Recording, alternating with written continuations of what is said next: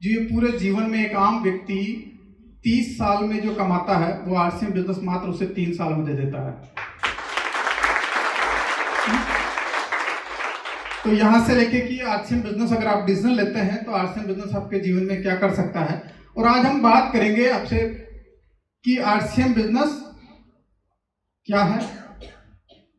Then RCM business के बाद में हम बात करेंगे कि आरसीएम बिजनेस हम क्यों करें। और तीसरा हम बात करेंगे कि आरसीएम बिजनेस को जब हम करने का निर्णय लेते हैं तो हम आरसीएम बिजनेस को कैसे करें। ठीक है सर, इन 3 चीजों पर हम बात करेंगे। देखिए कि दुनिया में हर व्यक्ति कामयाबी चाहता है, चाहे कोई कैसा भी हो, हर व्यक्ति कामयाबी चाहता है। सही या गलत है? चाहे वो किसी गरीब घर हो, चाहे वो किसी उसके पिताजी नौकरी करते हो, चाहे वो खेती करते हो, चाहे कुछ भी करते हो, लेकिन हर व्यक्ति दुनिया में कामयाबी चाहता है।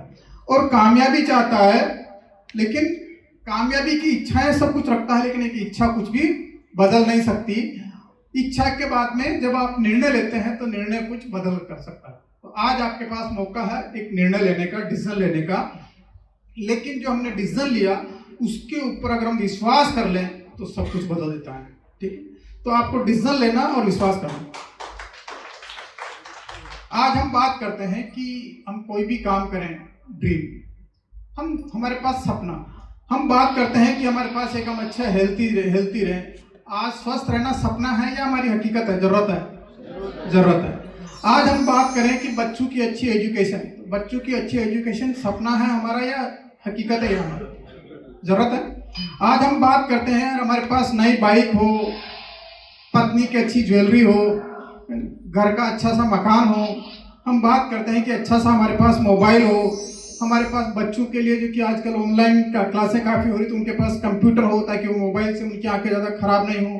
अच्छा सा हमारे पास लैपटॉप हो, हमारे पास एक अच्छी सी गाड़ी हो, हम बाहर परिवार के साथ हम घूमने जाएं और साथ साथ में हमारे परिवार की सुरक्षा हो। जब हम ये बात करते हैं सुरक्षा की, देखिए कि आपने देखा इंश्योरेंस एजेंट है क्या कोई? इंश्योरेंस एजेंट, एक इंश्योरेंस एजेंट जब आपको पॉलिसी बेचना आता है तो पत्नी के साथ बोलता ना, भाभी जी बोलो ना आप इंश्योरेंस पॉलिसी करवा लें, बोलता ना?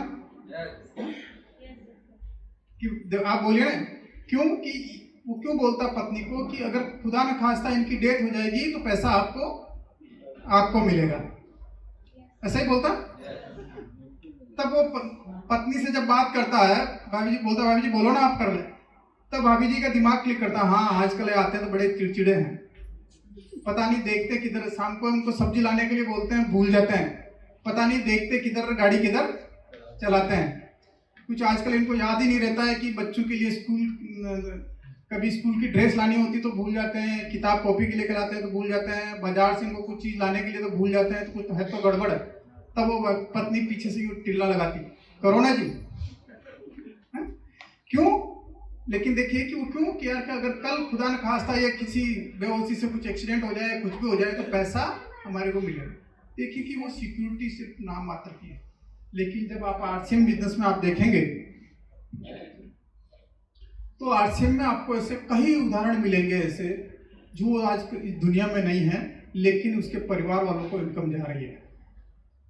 और ये आपके पास जो कि 7 मई को जहाँ प्रोग्राम हो रहा है, उस 7 मई वाले प्रोग्राम में आपको ऐसे कई उदाहरण मिलेंगे जिन्होंने इस बिजनेस को ज्वाइन किया और ज्वाइन करने के बाद में वो आज इस दुनिया में नहीं है, लेकिन उनके परिवार में आज लाखों रुपए की इनकम जा रही है। तो ये सिक्योरिटी है सर मामला। तो हमारे और दुनिया में देखिए कि ये सारे हमारे सपने, ये सारी सपने हैं या हमारी हकीकतें? आप ईमानदारी से बताएं, हकीकत है ना? सारे के सारी चीजें हकीकत हैं। और कहते हैं कि दुनिया में हर व्यक्ति काम सपनों के लिए कर रहा है, ड्रीम के लिए कर रहा है। सही है? देखिए कि दुनिया में हर व्यक्ति काम सपनों के लिए कर रहा है। अगर कोई नौकरी कर रहा है, प्राइवेट नौकरी कर रहा है, किसी बढ़िया की दुकान पर नौकरी कर रहा है, तो जिस दुकान से पैसा कमाने के बारे में बढ़िया ने सोचा वो उसके सपनों के लिए काम कर रहा है। अगर कोई फैक्ट्री में काम कर रहा है तो जिस फैक्ट्री से पैसा कमाने के बारे में जिस सेठ ने सोचा उसके सपनों के लिए काम कर रहा है। अगर कोई फैक्ट्री में काम कर रहा है या कोई स्टेट गवर्नमेंट की नौकरी कर रहा है तो सीएम के सपनों के लिए काम कर रहा है। अगर प्राइवेट सेक्टर में काम कर रहा है तो उस मालिक के सपनों के लिए काम कर रहा है। अगर सेंट्रल गवर्नमेंट की नौकरी कर रहा है तो पीएम के सपनों के लिए काम कर रहा है। अगर कोई व्यक्ति मकान बनाने का काम कर रहा है या ईंट भाटा डाल रहा है तो जिसने मकान बनाने का सपना देखा उसके लिए काम कर रहा है। अगर कोई खेती में काम कर रहा है, निराई गुड़ाई या कुछ भी काम कर रहा है तो जिसने खेती से पैसा कमाने के बारे में सोचा उसके सपनों के लिए काम कर रहा है। अगर कोई गाड़ी चला रहा है तो जिस गाड़ी से पैसा कमाने की सोचा उसके सपनों के लिए काम कर रहा है। दुनिया में हर व्यक्ति सपनों के लिए काम कर रहा है, लेकिन तय आपको करना है कि आप अपने सपनों के लिए काम कर रहे हैं या दूसरों के सपनों के लिए काम कर रहे हैं। तो ड्रीम यानी कि सपने और लेकिन जब हमारे पास कोई भी सपने हैं तो सपनों के लिए हमारे को क्या चाहिए? कमिटमेंट, वायदा। यानी कि आप जो भी काम करना चाहते हैं उसके लिए आपका कमिटमेंट चाहिए, क्योंकि आप किसी काम के लिए जब तक आपका कमिटमेंट नहीं है जब तक आप उस काम को पूरा नहीं कर सकते हैं। देन दूसरा क्या है कि जब काम कोई भी करेंगे तो उस काम में उतार चढ़ाव आएंगे, कुछ कई तरह की तकलीफें आएगी, तो उन तकलीफों से पार करने का आपके पास साहस होना चाहिए, करेज होना चाहिए। सही है? तो आपके पास साहस होना चाहिए। और तीसरा है कि क्षमता, यानी कि समय के अनुसार आपको अपनी कैपेबिलिटी जो है कि बढ़ाते रहना चाहिए। होता है ना, हम तीसरी क्लास अगर पास कर लिया तो उसी तीसरी क्लास की किताबों से हम चौथी क्लास पास नहीं कर सकते। अगर हमने पांचवी क्लास पास कर लिया तो उन्हीं किताबों से हम छठी क्लास पास नहीं कर सकते। तो समय के अनुसार जैसे आप इस बिजनेस को ज्वाइन करते हैं, ज्वाइन करने के बाद में आपको वाइटल बनते हैं, तो वाइटल के नॉलेज से हम रोल्टी नहीं बन सकते हैं, रोल्टी के नॉलेज से हम टेक्निकल पर्ल नहीं बन सकते हैं, पर्ल के नॉलेज से हम आगे। तो हमें क्या है कि अपनी क्षमताओं को बढ़ाते रहना पड़ेगा, है ना, कैपेबिलिटी को बढ़ाते रहना पड़ेगा। और जो कैपेबिलिटी को आप बढ़ाते हैं तो आपका कॉन्फिडेंस जो है कि आत्मविश्वास आपका होना चाहिए, क्योंकि जब तक आपका इस बिजनेस पे कॉन्फिडेंस नहीं, आत्मविश्वास नहीं, तब तक आप बड़ा कुछ कर नहीं सकते हैं। तो ये चीजें आपके पास होनी चाहिए। तो हम बात करते हैं कि आरसीएम बिजनेस क्यों करें। आरसीएम बिजनेस करने के लिए आपके पास ये सारी चीजों में से जैसे कि आपको एक्स्ट्रा इनकम चाहिए। दुनिया में हर जैसे कि आपके पास एक्स्ट्रा इनकम की रिक्वायरमेंट हो, अर्ली रिटायरमेंट की रिक्वायरमेंट हो, या हमें परिवार के साथ ज़्यादा समय बिताने की इच्छा हो, या हमें अपनी पर्सनालिटी डेवलपमेंट करने के लिए भी ये कारण हो, हमारे पास हमारे को मान सम्मान की रिकॉग्निशन की हो, या हम नौकरी देने वाले बने नहीं कि नौकरी मांगने वाले बने, हमारे परिवार के साथ हमारे को घूमने फिरने की इच्छा हो, या फिर हमारे को ऋण मुक्त जीवन यानी कि डेब्ट फ्री लाइफ जीना चाहते हो हम। अगर ये सारी चीज़ें चाहिए तो सारी इन चीज़ों में से अगर हमारे जीवन में किसी चीज़ की कमी है तो ये सारा आरसीएम बिजनेस आपको दे सकता है। अब हम बात करते हैं कि अभी हमने बात की कि आरसीएम बिजनेस, क्योंकि आरसीएम बिजनेस में ये पोटेंशियल है कि अगर आप इसको प्रोफेशनल तरीके से, या तो हम इस बिजनेस को ओकेजनल तरीके से करें या फिर हम बिजनेस को इस प्रोफेशनल तरीके से करें। जब इस बिजनेस को आप प्रोफेशनल तरीके से आप करते हैं तो इस बिजनेस में ये पोटेंशियल है कि 9 से 12 महीने में आपको ये बिजनेस 20 से 40 हज़ार रुपए की इनकम दे सकता है। 9 से 12 महीने में आपको ये बिजनेस 20 से 40 हज़ार रुपए की इनकम दे सकता है। और ये बिजनेस आपको 12 महीने से लेकर 24 महीने यानी कि 2 साल की पीरियड में आपको 50,000 से 70,000 की इनकम दे सकता है महीने की। और अगर बात करें तो 2 साल से 5 साल में साल का 12 लाख से 60 लाख रुपए साल का ये इनकम दे सकता है ये बिजनेस आपको।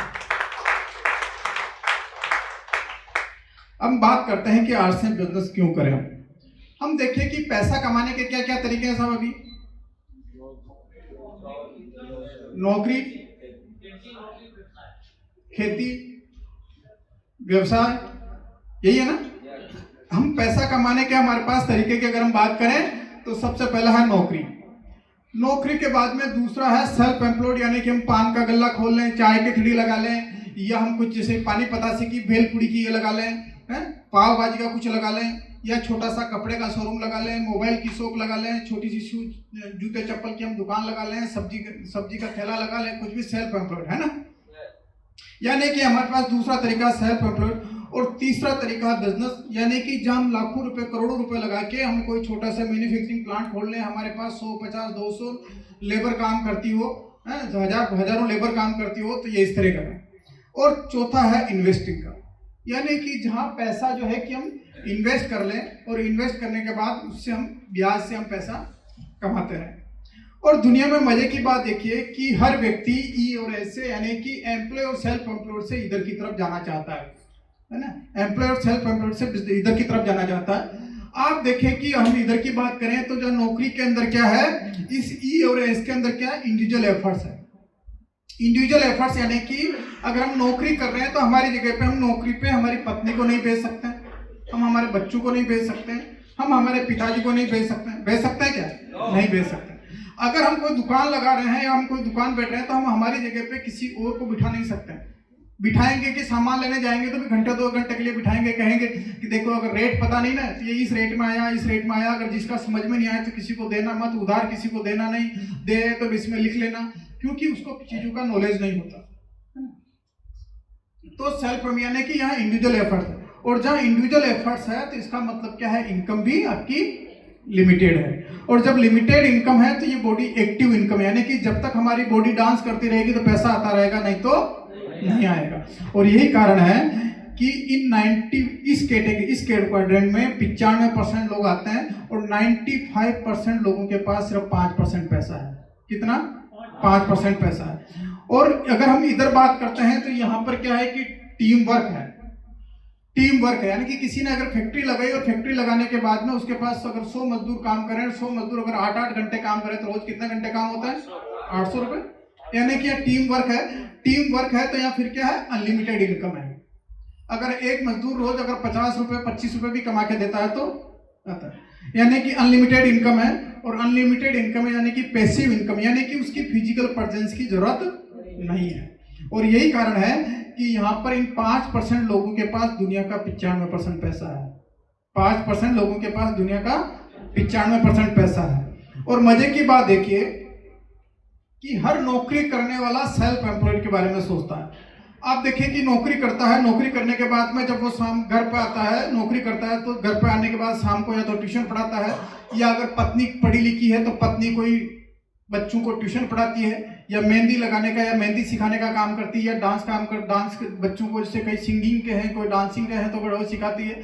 कई सारी महिलाएं ब्यूटी पार्लर का काम करती, कई सारी महिलाएं कसीदे का काम करती, कई सारी महिलाएं जो है कि सिलाई का काम करती, कई सारी महिलाएं हैं जो कि पापड़ या ऐसा कुछ काम करती, कोन बनाने का काम करती। क्यों? क्योंकि उनके सब, और कहते हैं क्या है कि आज नहीं हम सब फ्री रहते हैं ना तो हमारा मन लग जाए, लेकिन हकीकत क्या है कि हमारे परिवार की जो आवश्यकता है उन आवश्यकताओं की पूर्ति हम नहीं कर पा रहे हैं। तो हर व्यक्ति सेल्फ एम्प्लॉयड के बारे में सोचता है कि मैं कुछ ना कुछ करूं, और हर सेल्फ एम्प्लॉयड है जो कि वो बिजनेसमैन के बारे में काम करता है, बिजनेसमैन बनने की बात करता है। आपने बहुत सारे ऐसे देखोगे कि दुकान वाले यार के 60,000 रुपए की मशीन आती, कोन मेहंदी बनाने की, कोन की जो लगती है ना मेहंदी की सप्लाई, जो कि यार की जालोर सिरोही से उधर से जाके मेहंदी लेके आते हैं, मेहंदी से जैसे 50 से 60,000 रुपए की आती है मशीन, जो यार कि हम कोण बना के हम अड़ोस पड़ोस किराना की दुकानों पर ही हम यहाँ बेचना शुरू करें।